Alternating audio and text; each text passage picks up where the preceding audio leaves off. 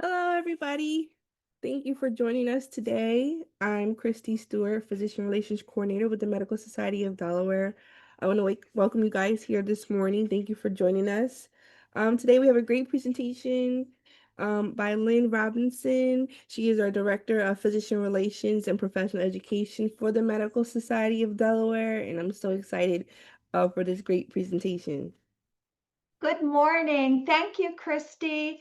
As Christy said, I am Lynn Robinson, Director of Physician Relations and Professional Education with the Medical Society of Delaware.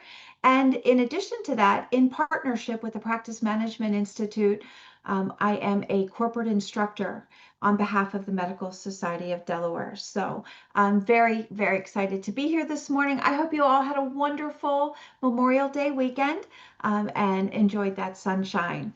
But this morning, this is a great story, and we're skills. So thank you. So it will be available share with you following today's presentation. So let me get my slides going. Okay, today we're going to talk about time management skills. We'll talk about effective leadership, and we'll touch on employee conflict, those difficult employees that we may encounter in our practice. Okay, what is effective time management?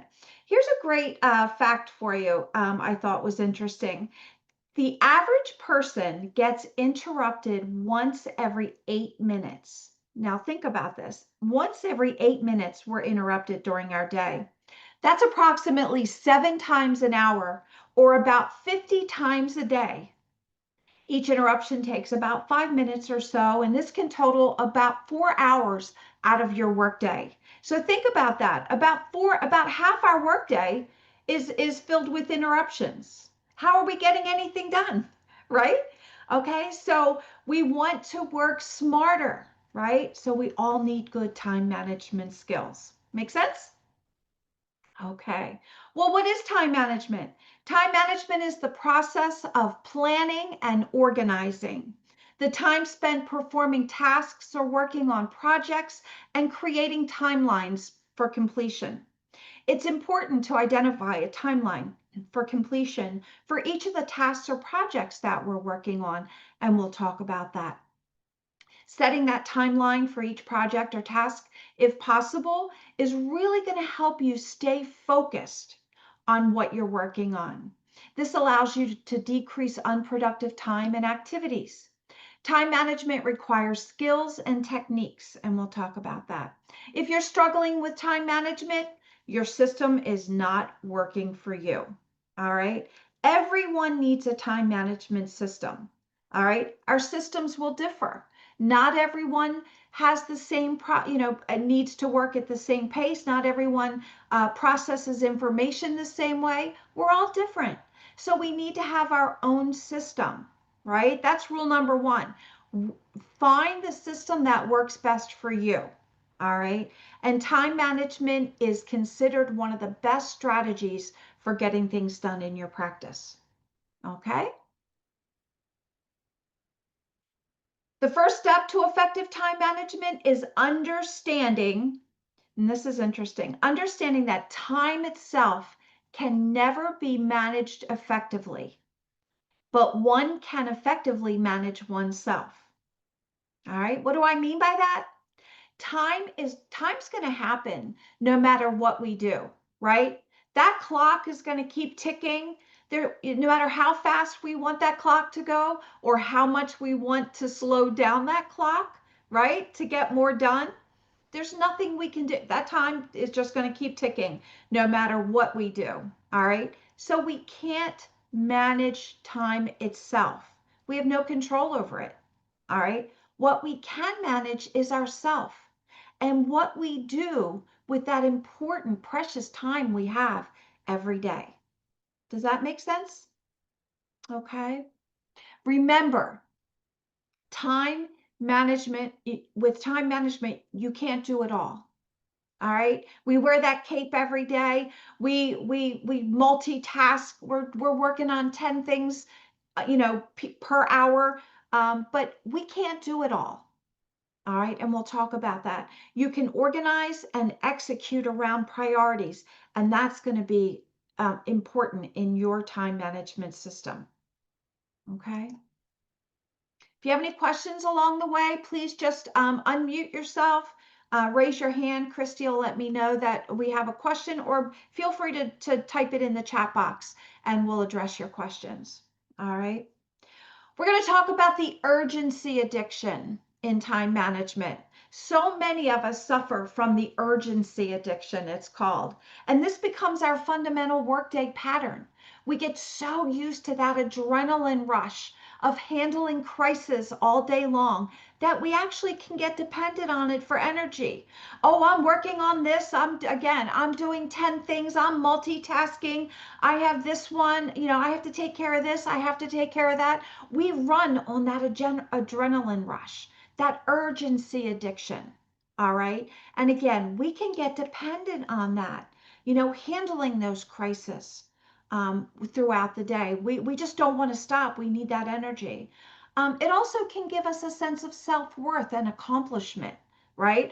You're not going to believe how many fires I put out today. I put out 100 fires today. But did you actually get anything done today? Were you actually able to check anything off your list today?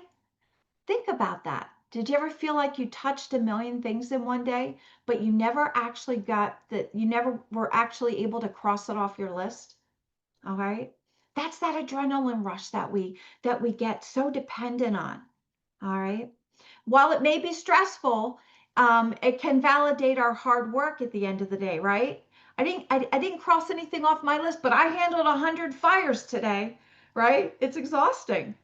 All right. And that's not a good time management system.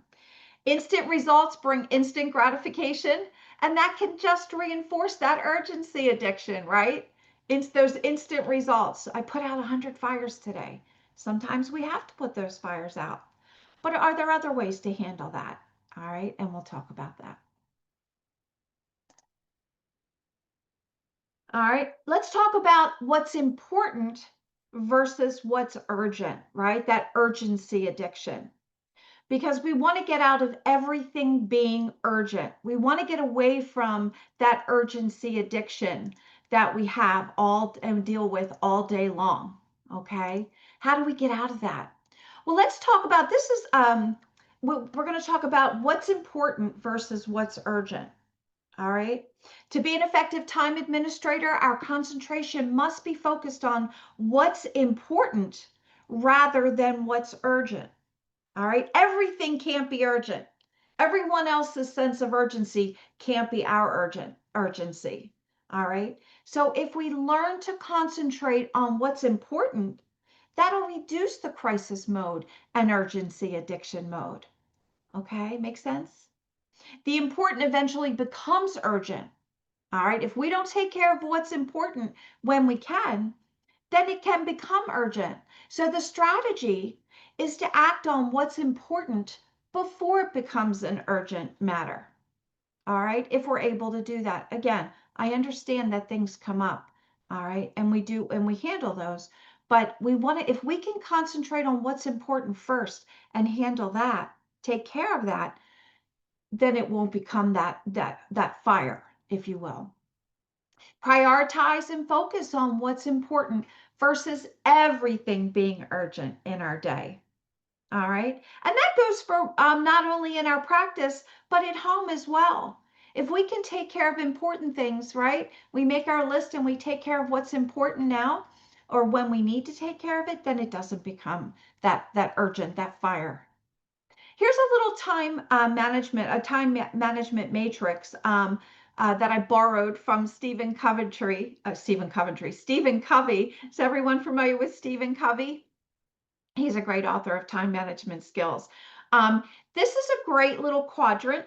I use this in my certified medical office manager class. So I'm also borrowing this from the Practice Management Institute on behalf of Stephen Covey. And this, I've had so many students in my class say they really like this.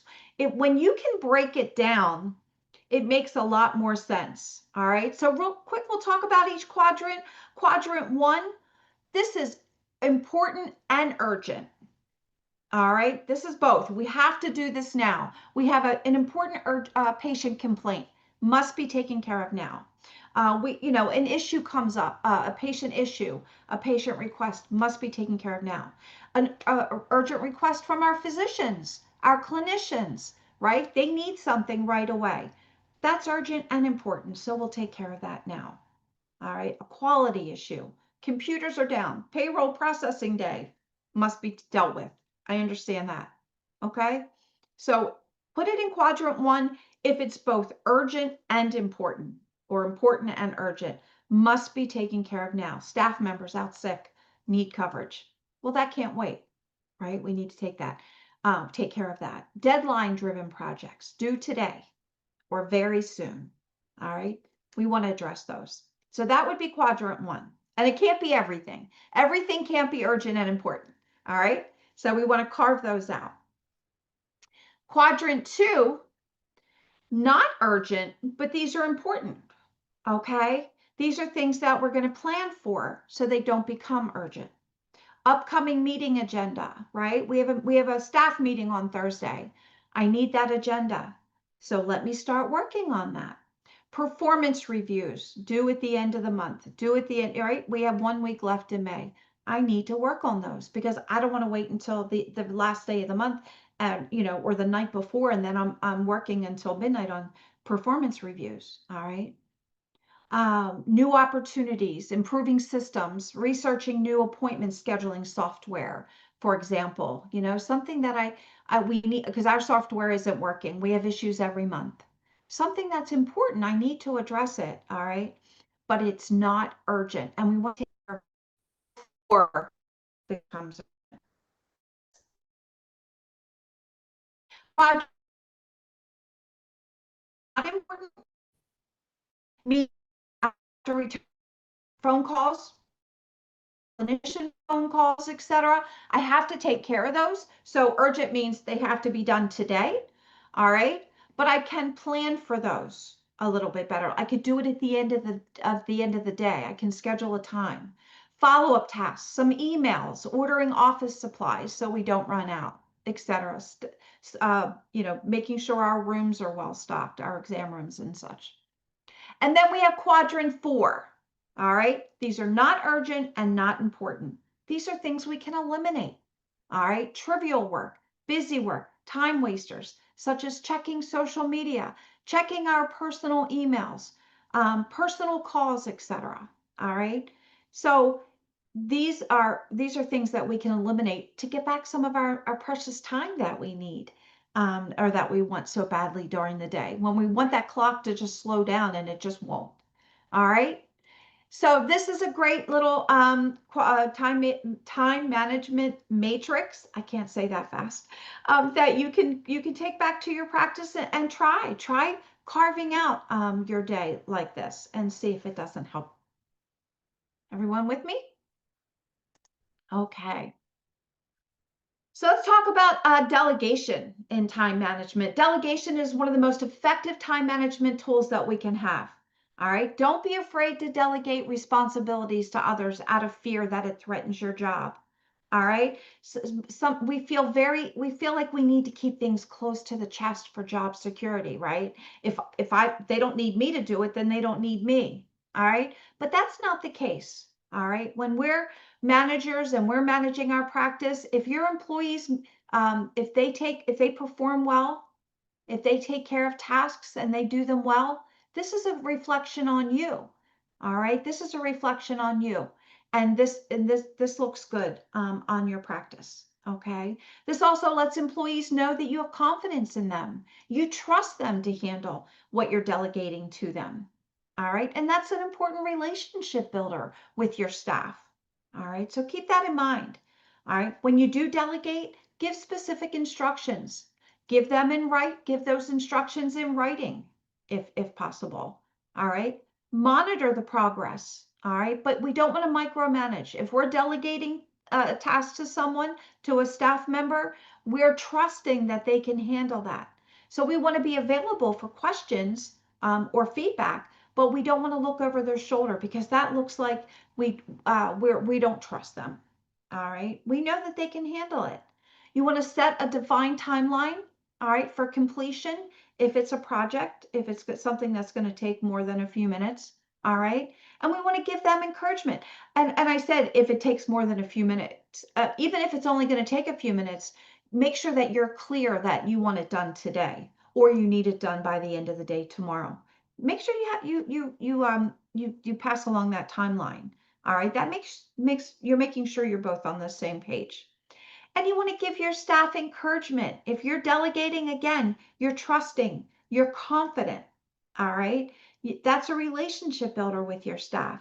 You let them know, give them encouragement. I know that you can handle this. I really appreciate you taking care of this for us.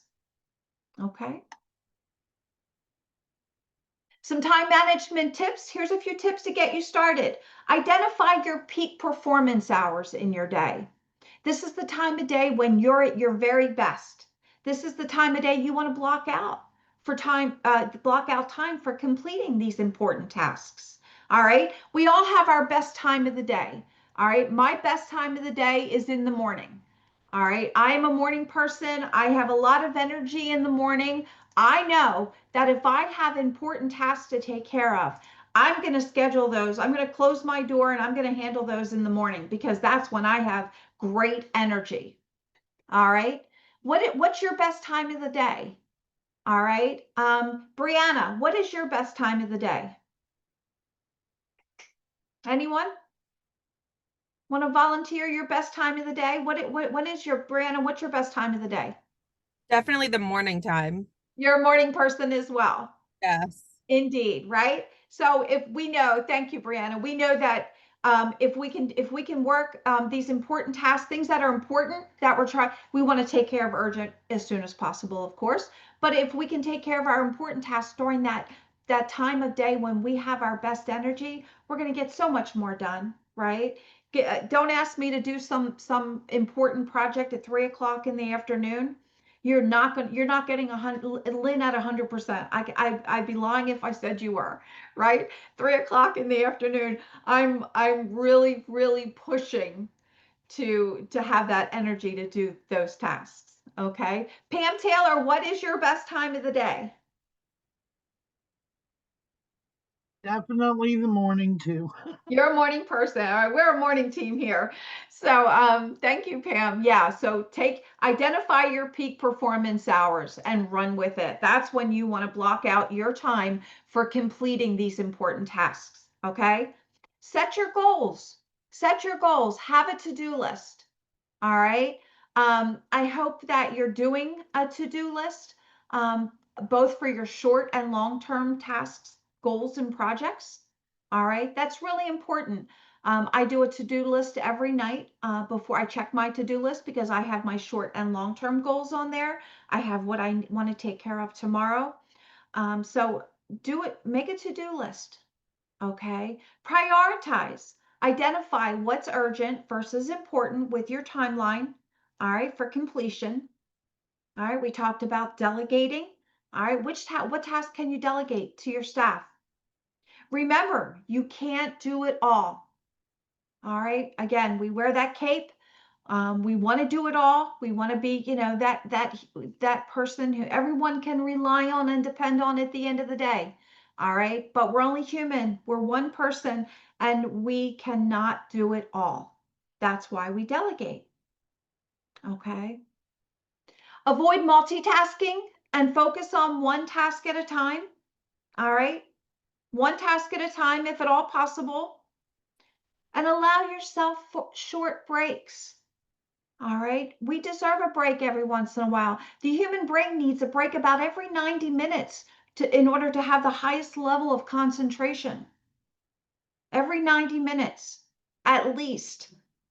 Allow yourself to get up, walk around, have a water, have a coffee, a tea, something.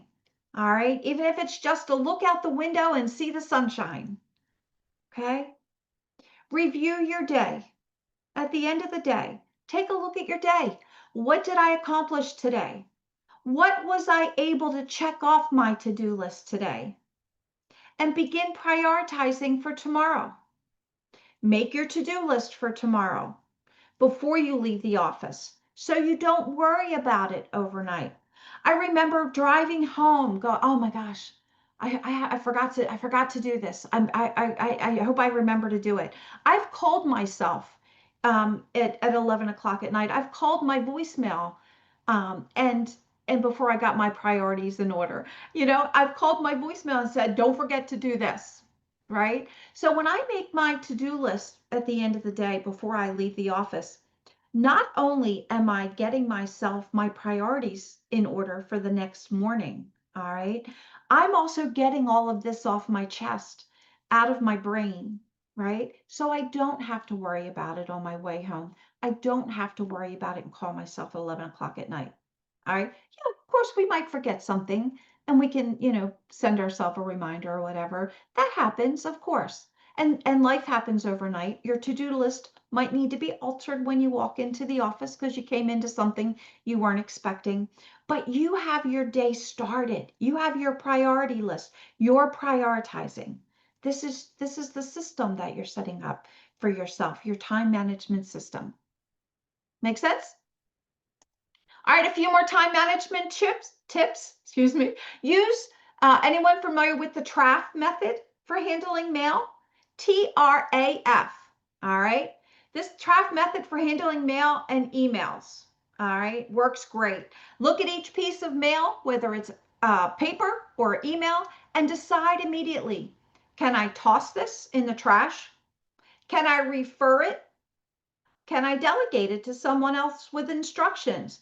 Or can I act on it myself immediately? If you can act on it immediately, if it can be completed, if you can handle this in 10 minutes or less, all right, take care of it. Why pile it up on your desk? Why let it sit in your email and get pushed down and pushed down and pushed down, and then you forget about it? If you can handle it in 10 minutes or less, some people say 5 minutes or less. If I can handle this in 5 minutes or less, why not? All right. If your time is really crunch, you really don't have 10 minutes, but if you can handle it in 10 minutes or less, take care of it and file immediately. All right. The F in TRAF is file it immediately. All right. Again, don't pile, I used to have that file. I know we do a lot electronically now, but that goes for the same. It applies for email as well. Don't let it just sit there. I've read it, I've handled it, but I want to keep it. Well, file it. File it right away. If you have mail, if you have things sitting on your desk that needs to be taken, you've taken care of it, and it just needs to be filed, don't let it pile up in your file bin. File it. It this. It feels Lynn, you're cutting out, Lynn. Oh, can you hear me now? Now, yes. Okay. All right. You're developing your system.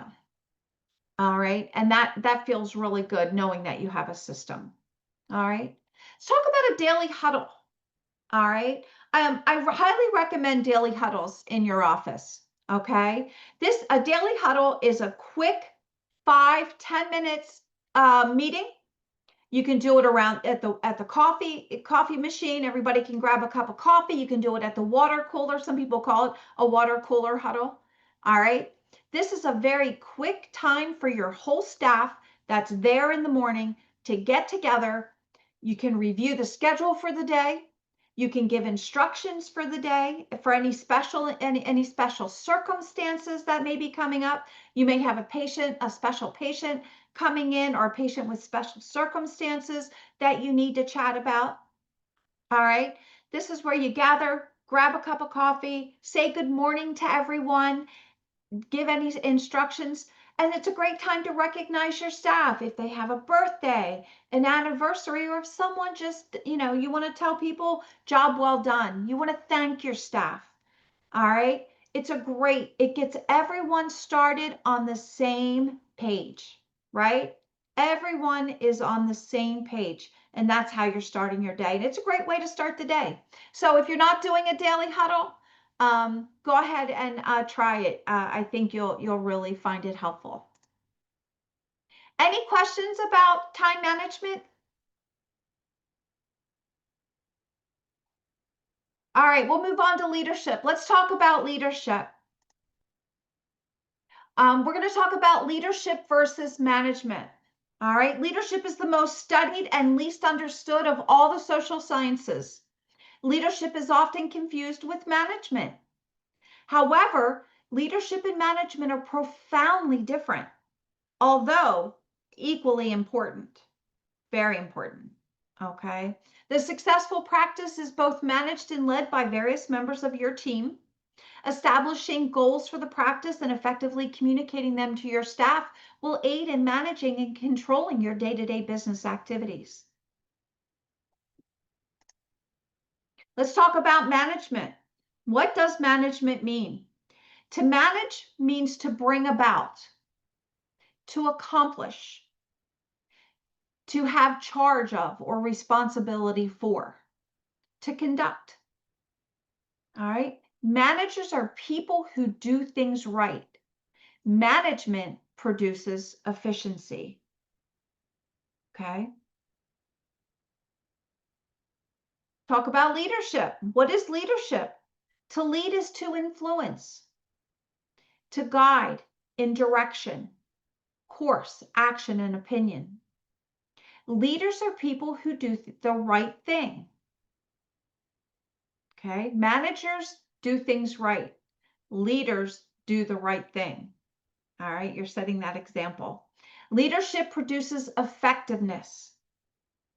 To be a successful leader, it's necessary to establish personal, professional, and practice goals. Okay, so you see there's leadership and management are different, okay, but both very important in your practice. Okay, so the medical practice won't survive ever-evolving healthcare environment without efficient management, and the efficient practice is not successful without effective leadership. Practices must adapt to changing conditions every day. Every day we walk into something new. All right. People management is at the heart of leadership. People like to follow leaders because of how they make people feel. All right. How they make people feel. Not because of what leaders are or what they know. It's how they make people feel. Your staff should have pride and satisfaction in their work and know that their individual contributions are needed and respected. And a good leader will make your staff feel that they want to have pride and they feel that they are satisfied with the practice and about their work. All right. They'll have pride in their work. They'll feel like their contributions are needed, necessary, and respected and appreciated. That's a good leader. Okay. 5 keys to successful leadership. All right. A leader understands and leads effectively. Empowering a workforce requires knowledge, attentiveness, creativity, and acceptance of risk. All right. So here's 5 keys to successful leadership. Number 1, take the time to discover each of your employees' basic skills and personality. What are their goals? All right. If you understand your employees' skills and their personality and the goals that they want to accomplish, this is going to help you build that relationship with your staff. If they don't have goals, encourage them to set goals, both short and long-term goals. What goals would you like to accomplish now? And that good old, where do you see yourself in 5 years? What would you like to accomplish? What would you like to accomplish in 1 year, 3 years, 5 years? If they don't, again, if they don't have goals, help them set up those goals. That's a good leader. Help them see their individual value to your practice and give them opportunities to build on those skills. If you're a front desk person or you have an MA in your practice and they say that what are you ask them what their goals are, and they share with you, I'd like to be a practice manager someday. Help them, right? A good manager and a good leader both will help that person, that employee, see that. All right. Are there classes? Can they attend a certified medical office manager class that the medical society offers? All right. So what can they do? Can you delegate some of your practice management responsibilities that we were talking about? Delegate. All right. Let them know that you have confidence in them. Help them build on those practice management skills. So eventually someday they too can be a practice manager. Okay. If an employee needs discipline, take care of it as soon as possible. Make proper notes, and if the action is corrected, move on. Don't always think of that person as a troublemaker. Don't always hold that over their head. All right? Don't hold that infraction against that employee for the rest of their career. Number 3, the leader can set the work tone for others. A good leader sets a good positive work tone for the rest of your team. Thank your employees, show appreciation, a sense of belonging and acknowledgement that they're making an important contribution to your practice, and their contributions are very important and appreciated. Number 4, delegate. Again, delegation is a vital part of effective leadership and requires a measure of trust in your staff. Trust employees with important tasks and benefits from their abilities and based on their abilities and performance. And number 5, a successful leader understands the responsibilities of the people that you're leading. Okay? Leaders are familiar with each employee's role and the functions necessary to perform those tasks. A leader is willing to invest time and effort in learning the requirements of the work necessary to run the practice. All right, so a good leader understands each position in the practice. All right, we're a team. We're doing this together. I want to understand your job. I want to understand your responsibilities. Okay? And it truly helps you appreciate what they do. Many, many years ago, I was working in the hospital in one Christiana I'll just say 25 years I worked in Christiana Care. My vice president reached out to me once and said, Lynn, can you do me a favor and leave a copy of your job description on my desk? And I sure, not a problem. And you know, make sure everything's in there. I need to know what you do. Okay, sure. So I did, and he came back to me, and I answered the phone, and I didn't know why he needed it, and I didn't ask, but he said, you know, Lynn, for the very first thing I want to do is say thank you. Thank you for all that you do. You know, I didn't realize how much you take care of every day. You know, we're in it. We're in the thick of it. We're just doing it, right? He said, "My goodness." Well, as it turned out, he was putting me in for a promotion, but I didn't know that. But you know, for my direct report to say, I really didn't realize all that you do every day. You know, that was something. That was something to hear. And he thanked me, you know, and so he made me feel appreciated. Okay. But you know, somebody's doing it. Who do you think was doing it all day long, right? But we want to understand our staff. All right. So always accept people as they are, not as what we want them to be. All right. Every staff person is different. Every staff person processes information differently. All right, so we want to keep that in mind. They all have different personalities, but this is what makes our staff so amazing. Everyone has something different to bring to the table. All right, take advantage of that. Take advantage of their talents. All right, and let them know how much you appreciate all that they have to bring to the table. Approach a relationship in terms of the present, not the past. Don't hold one infraction over them for the rest of their career. Treat employees with the same courteous attention that's extended to our patients and acquaintances. All right. We don't want to yell at our staff and then the UPS guy walks in and we treat them like gold, like they're our best friend, but we yell at our staff, right? We don't want to do that. Trust others, even if there's risk. Take that risk. Delegate. Show them that you have faith in them and confidence, and develop the ability to do without constant recognition. Successful leaders don't need that constant kudos, 10 times a day. They don't need that. Okay. They want to be good leaders and they want to get things done and set a good example. All right, teamwork. All right, teamwork.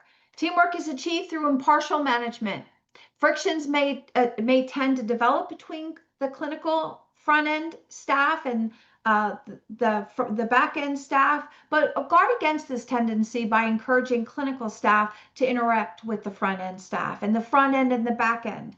All right, the front end and the back end staff, your billing staff interacting with your front desk. I hear there's a lot of animosity between the front end and the back end quite often, but if they understand what each other's important tasks are throughout the day, they're more inclined to the front end knows what the back end, what the billing staff needs. If your front end staff knows how important it is that they collect certain information in order for the back end team to bill, all right, then they're more inclined to get that information that the billing staff needs. All right, cross-train. Cross-training encourages teamwork. Encourages teamwork. Medical assistants should be trained to answer the phones, check on patients. Staff should be, everyone should know how to make an appointment, scheduling labs, surgery, preparing exam rooms. I can't stress cross-training enough. Someone calls out sick, you can pop someone else right into that position. And also working closely together allows for understanding each other's needs, as I just was explaining. All right. Both the clinical and administrative staff will develop appreciation for the problems that exist on both sides of that invisible line in our practice.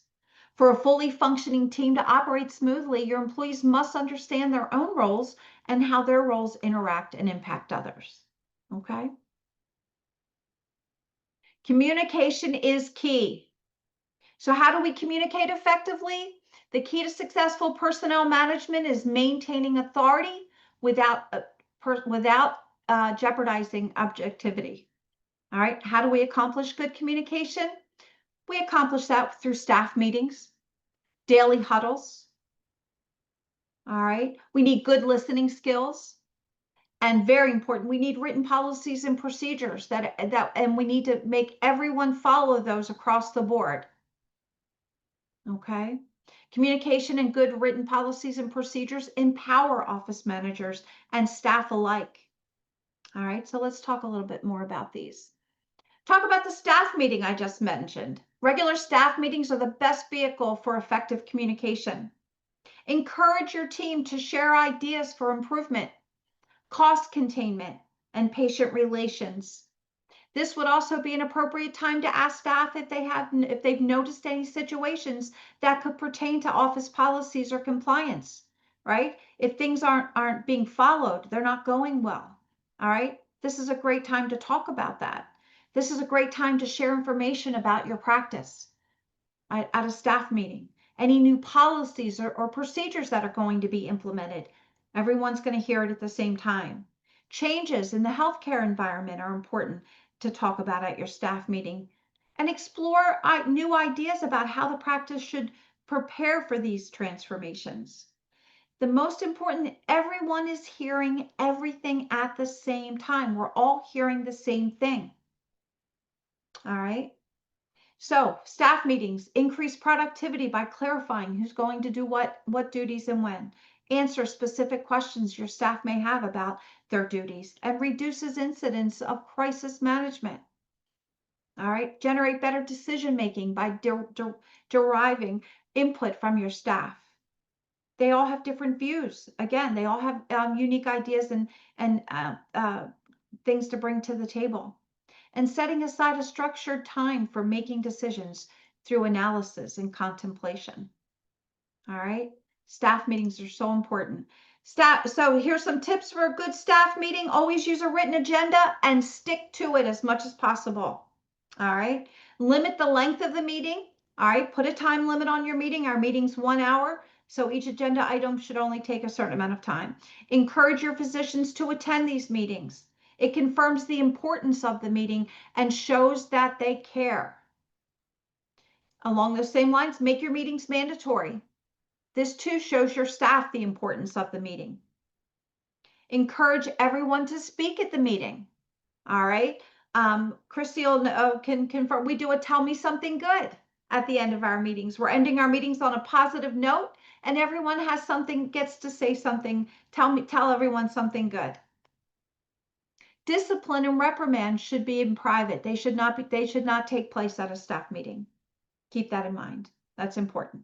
Keep the meeting positive as much as possible. Yes, sometimes we have to share news that isn't so exciting or that isn't, completely positive, but we can always, explain it. If you have to share something, not a reprimand or discipline, but if you need to share news, we're not doing great this month financially, we need to cut back, then let's ask the staff for some ideas. Let's keep it positive. How can we help change this and turn this around?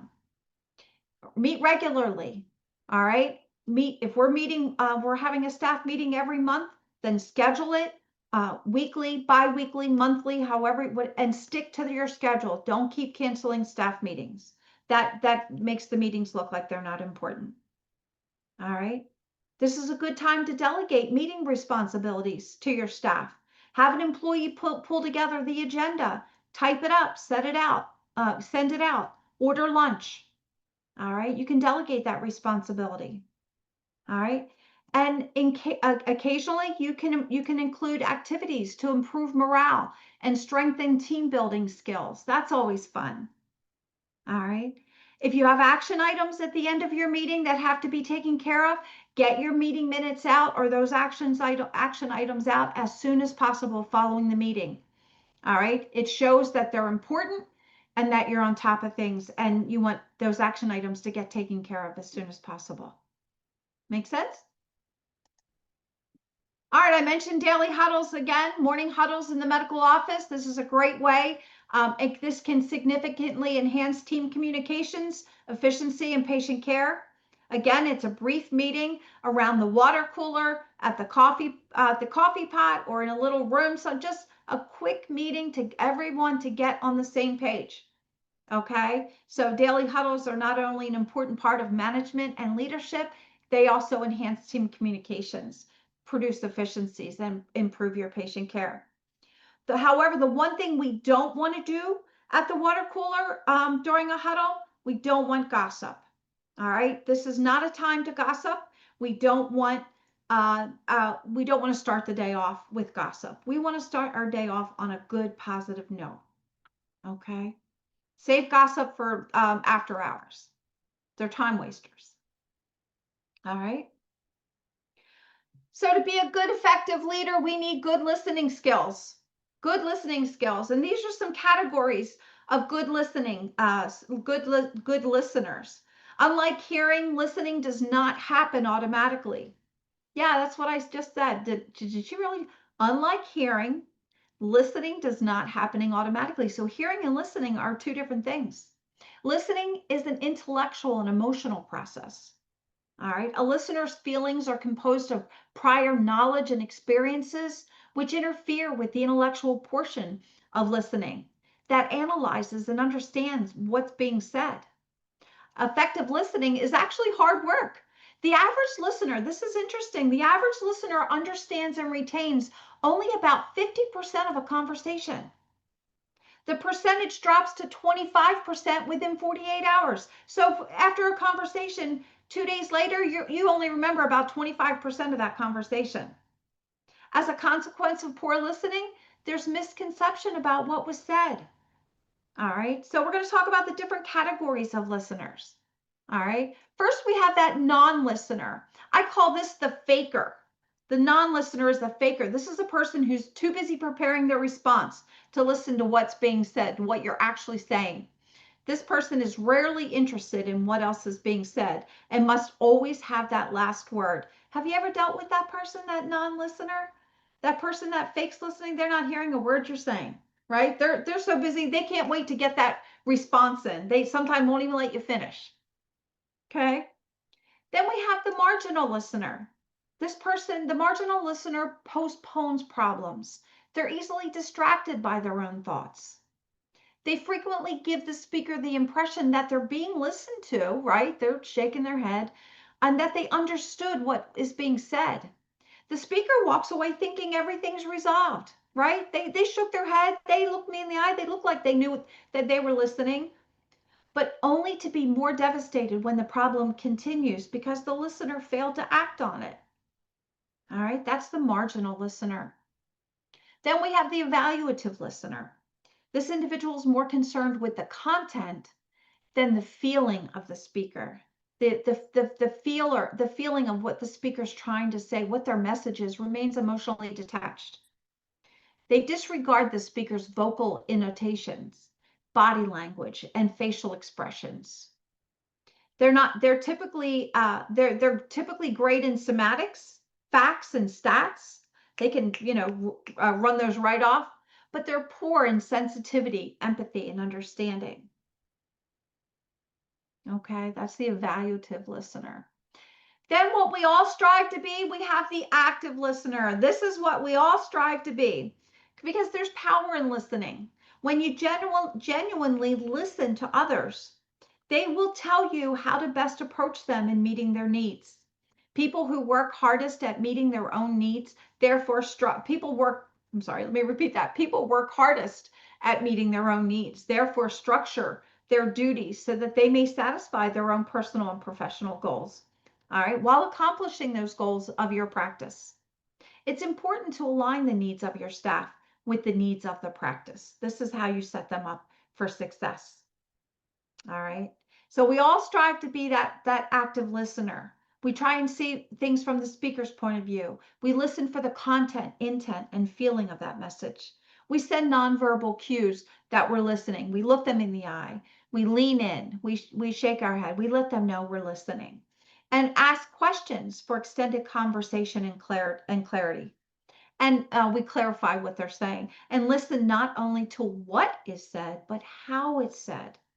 All right. But also listen to what is not being said. All right. Is there a message in there? That's the active listener we all strive to be. Make sense? We all want to be that active listener. Any questions about leadership and management? All right, we're going to talk about employee conflict. We all have those difficult employees that we may run into, we may have to address in our practice. So here are some coping strategies for handling difficult employees. As managers, you may find different in personalities of your staff. You may find that intriguing. There are times, however, when one member may become difficult.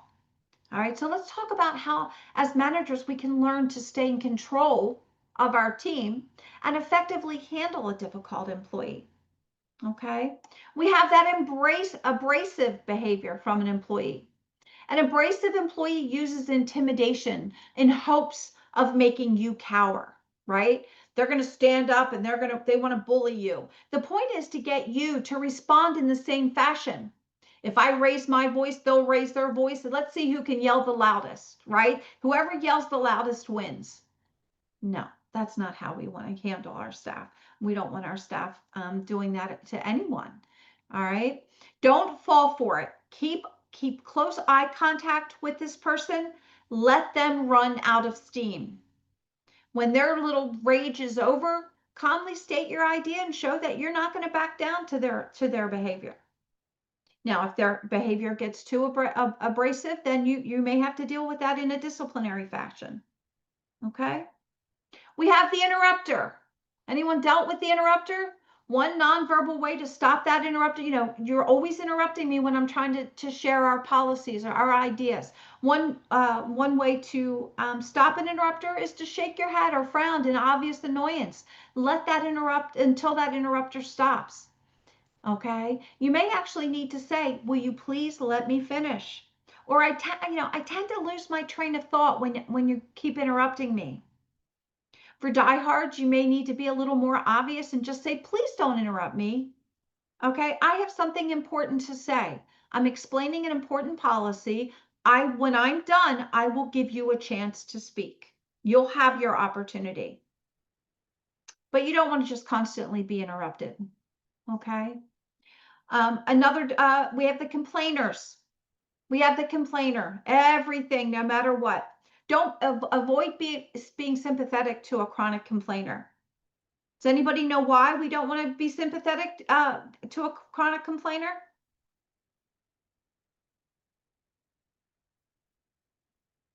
It only increases the complaining. You're feeding the fire. Ask the complainer to document each complaint and its possible solution, right? Document, write those complaints down and share with me how you think that we could possibly solve, how we can find resolution. You're now helping to make that person responsible for their own happiness. Listen calmly and paraphrase the complaint. This forces the complainer to define the specific irritation and again, make them provide solutions. Don't just come to me with complaints. Give me some solutions. Okay. We have the sarcastic behavior. This is a nasty way to point out dissatisfaction. They're sarcastic about everything. Privately ask that sarcastic employee to be specific about their problem. The person will either back down and be more careful next time they want to say something sarcastic, or they'll actually bring up the real problem when you call them out on it. Sometimes they don't have a problem. They just want to be sarcastic, but you're calling them out on it and they'll think twice about that. Work towards mutually resolving the issue if there is an issue. Okay, we have the negative behavior. All right, a negative employee sees the problem in everything. No matter what you say, they're gonna have a problem with it. If you're trying to implement a new policy, don't waste your time and energy trying to convince this type of person that an idea will work or that the new policy or protocol will work. Make your decision and effectively go about making that work. If they're determined to have a negative attitude, you will never get their full buy-in. All right. You may have to address this employee who's always negative, as this can be toxic to your staff, that negativity. It can create a toxic environment. You may have to deal with them. They may need some disciplinary coaching. Okay. You have the people pleasers. This type of person is very fickle and they're unrealistic. All right. They want to make everyone happy. They're going to tell everyone what they think they want to hear, right or wrong. All right. They just want everyone to be happy. All right. Watch them closely with any responsibilities or projects. All right. You want to make sure that your instructions are clear, they understand them, and then they follow them. All right. Because they're not always going to be able to make everyone happy, as wonderful as that would be. All right. We have troublemakers. All right. We want to investigate the reason for any inappropriate behavior. The troublemaker often lashes out over minor hassles where there's a feeling of powerlessness. The troublemakers want power. You can gain this person's respect by showing you want to resolve their problem. How can we resolve this? Again, let's put this down in writing. Let's come up with solutions. Give me some solutions for resolution. For the chronic malcontent, this type of employee can also create that toxic environment. And sometimes when you've tried everything to set them up for success, termination may be the only solution. We have the freeloader. Everyone knows a freeloader who talks a lot all day long and does very little. Oh, Peter's been at everyone's desk today. You see him going all around the office with his cup of coffee, sitting on someone's desk, talking. But if you talk to Peter, how you doing, Peter? Oh my God, I'm so busy. I am so busy. I don't have enough hours in the day. What does Peter really do in a day? When you observe this type of behavior, have Peter or that person sit down and start a productivity log. Privately discuss the lack of productivity and the repercussions of not being a team player. And sometimes peer pressure can also be effective. All right, Peter goes and sits down on Christy's desk and starts talking. It can be very helpful and effective if Christy says, hey, Peter, that's great. We could talk more at lunch, but I have a deadline. I've got to get this stuff done. Okay, peer pressure can also help. And then we have the silent employee. You can draw information out of the silent employee with questions. Ask them to elaborate on what they're trying to say or the point they're trying to get across. This person can be a poor listener, so keep that in mind when you're giving instructions. summarize your main points. Ask them to summarize back to you to make sure that they've heard and listened to everything that you've said and that they understand.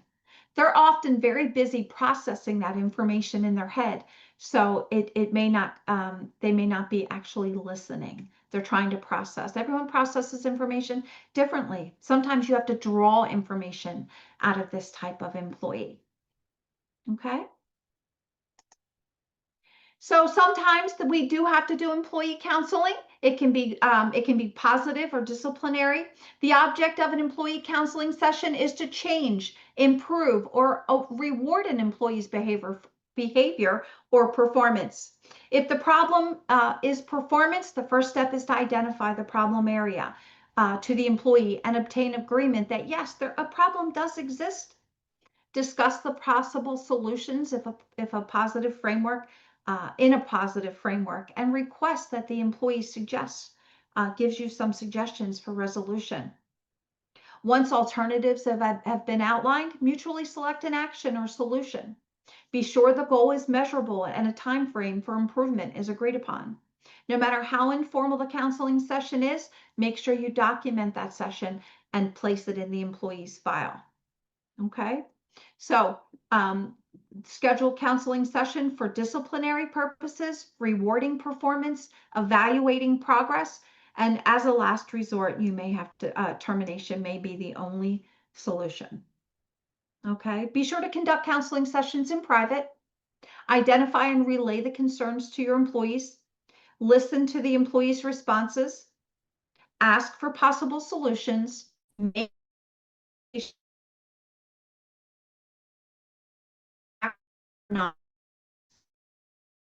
session. Lynn, you're breaking up again. You froze.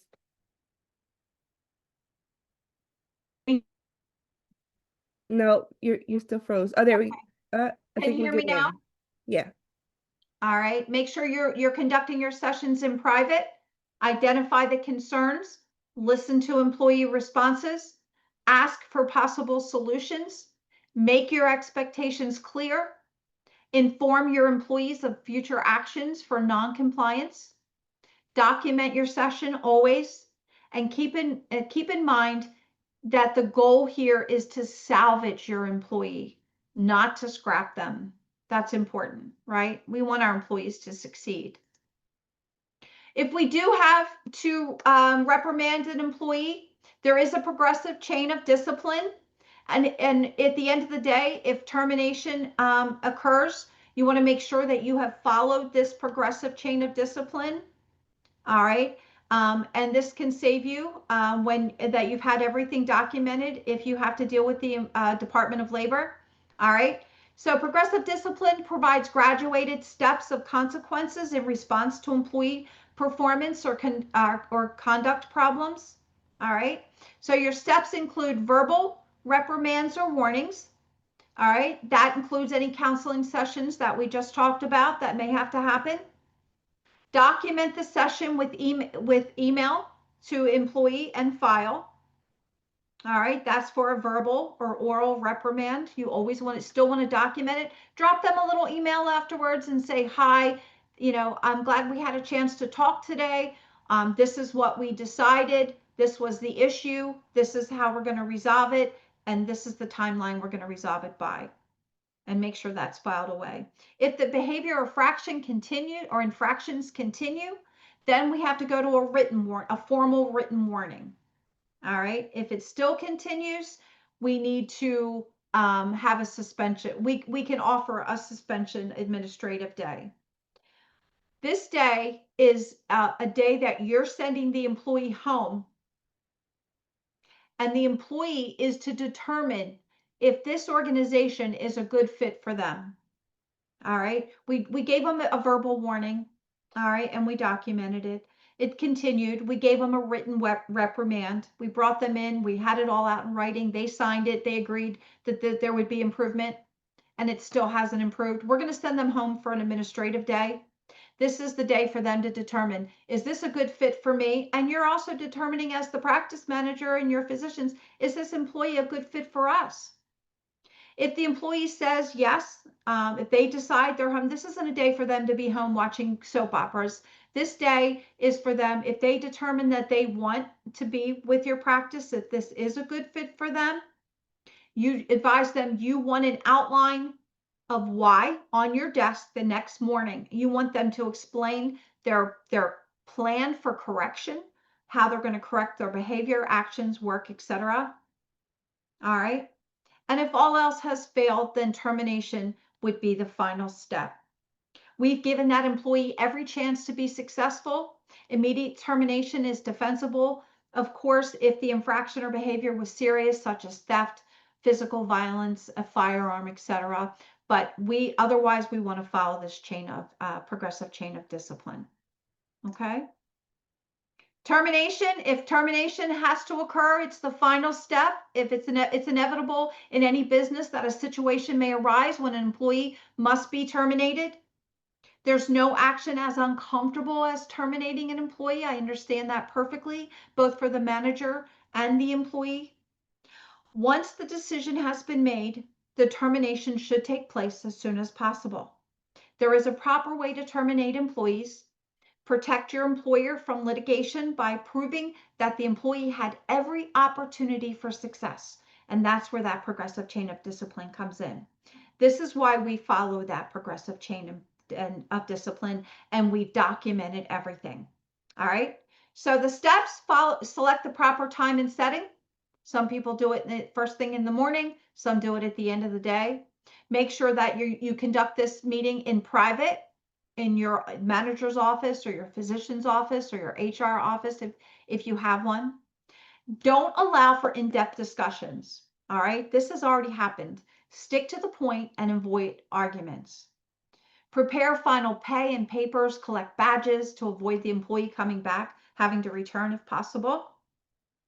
If it's your policy to do an exit interview, then you can offer them an exit interview to express their views. If you don't have to do that, if it's not your policy, if you don't feel that it's appropriate, don't change your mind. One important step is, once termination has been decided, do not allow the employee to change your mind. You're speaking of this termination now in past tense. This has already been done. You've been terminated from this practice or from this organization. You've already been terminated. We're just giving you this notification now. And keep all documents on file. Okay? And that's the end of my presentation. I want to thank you so much. Are there any questions? I'd be happy to answer. I know it's 9:03. I froze up a few times. I really apologize for that. I'm not sure what's going on with the internet, but if you have any questions, I'd be happy to answer your questions.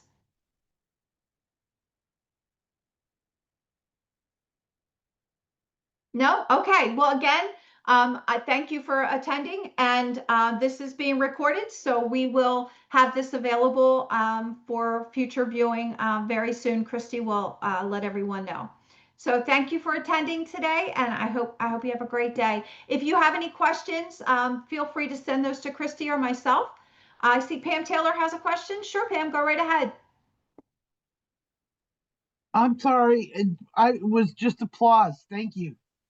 Oh, absolutely. Thank you. I'm so glad you could join us today. The Medical Society of Delaware does offer certification classes for certified medical office manager, certified medical coder, and I also teach medical front desk reception. We will send out links to information for that in the future. Please reach out if you have any questions. Have a great day.